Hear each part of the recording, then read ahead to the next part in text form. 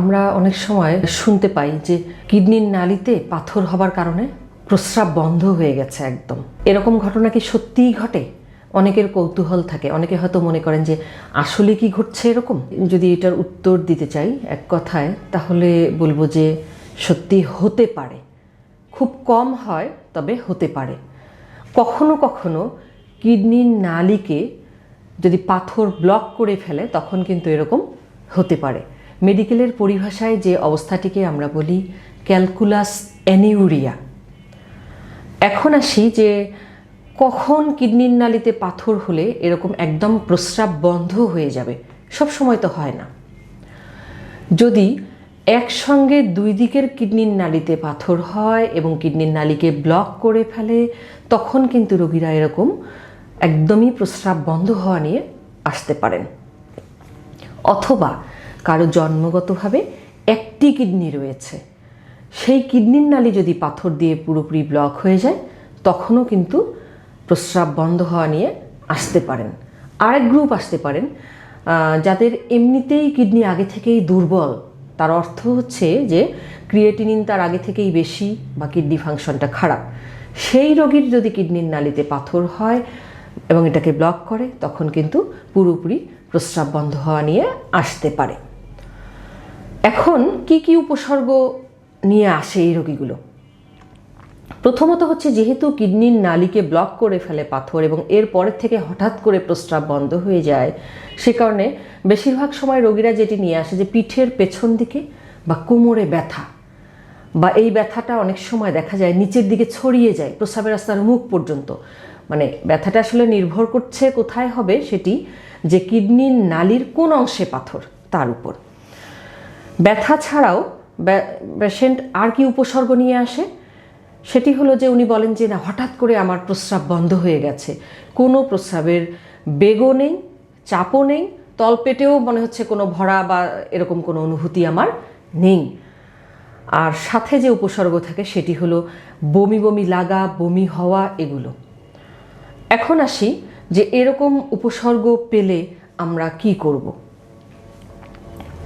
সবসময় যে এই কিডনির নালিতে পাথর ব্লক করার কারণেই প্রস্রাব বন্ধ হয়ে যায় তা না, অনেকগুলো কারণ আছে। কিন্তু যদি এরকম উপসর্গ পাওয়া যায়, আপনি আপনার কাছাকাছি যাকেই পান যে কোনো একজন ইউরোলজিস্টের পরামর্শ গ্রহণ করবেন।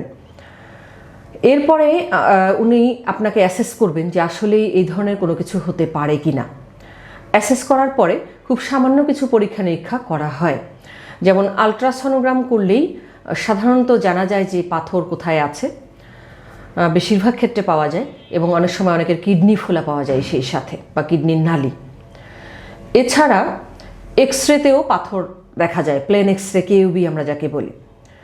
কিছু কিছু ক্ষেত্রে নন contrast CT scan of kidney, ureter এবং ইউরিনে ব্লাডার রিজিয়নের যদি আমরা করি, কেইউবি রিজিয়নের, তাহলে একদম পাথরের এক্সাক্ট সাইজ, কোথায় অবস্থিত, সেটি পুরোপুরি জানা যায়। এখন মেইন কনসার্ন যেটি, যে পাথর তো হয়েছে, আমরা কিন্তু অনেক সময় দেখবেন যে কিডনির নালিতে পাথর হলে বেশিরভাগ ক্ষেত্রেই কিন্তু আমরা ঔষধ দিয়ে থাকি যাতে এটি ঔষধের মাধ্যমে প্রস্রাবের সাথে বেরিয়ে যায়। কিন্তু কিডনির নালিতে পাথর হয়ে যদি প্রস্রাব বন্ধ হয়, এটি কিন্তু এক ধরনের মেডিকেল এমার্জেন্সি বা ইউরোলজিক্যাল এমার্জেন্সি। এক্ষেত্রে কিন্তু অপেক্ষা করবার কোনো সুযোগ নেই। আবারও বলি, এটি একটি ইউরোলজিক্যাল এমার্জেন্সি, এটি একটি লাইফ থ্রেটেনিং সিচুয়েশন। অতএব আর্জেন্ট আপনার এর ট্রিটমেন্টে যেতে হবে। এখন আর্জেন্ট ট্রিটমেন্ট কি? যদি পাথর এরকম নালিকে ব্লক করে, তাহলে ইমিডিয়েট ব্লকটাকে সরিয়ে ফেলতে হবে। কিভাবে? আইদার আপনার প্রস্রাবের রাস্তা দিয়ে ঢুকে, কিডনির নালিতে ঢুকে একটি পাইপ দিয়ে আসি আমরা, যাকে মেডিকেলের পরিভাষায় বলি স্টেন্ট, যাতে কিডনি থেকে প্রস্রাবটা বের হওয়ার পথে যে বাধা ছিল, বন্ধ ছিল, সেটাকে ওভারকাম করা যায় এবং প্রস্রাবের ফ্রি ফ্লোর ব্যবস্থা করে দেওয়া যায়। এটি একটি।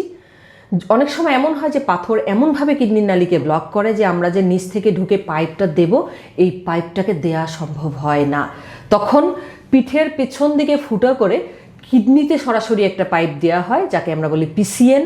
এর মাধ্যমে হলেও প্রস্রাবটাকে বের করার ব্যবস্থা করতে হবে, যাতে কিডনি তার কার্যক্ষমতা পুরোপুরি হারিয়ে না ফেলে। অতি দ্রুত এর ব্যবস্থা করতে হবে। ইমিডিয়েট চিকিৎসাই হলো এটি।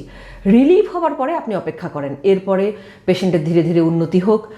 এই ধরনের রোগীদের সাধারণত ক্রিয়েটিনিন অনেক বেড়ে যায়, ক্রিয়েটিনিন কমতে শুরু করবে ইউরিন ফ্লো শুরু হলে। এরপরে পটাশিয়াম লেভেল অনেক বেশি থাকে, যেগুলো কমুক।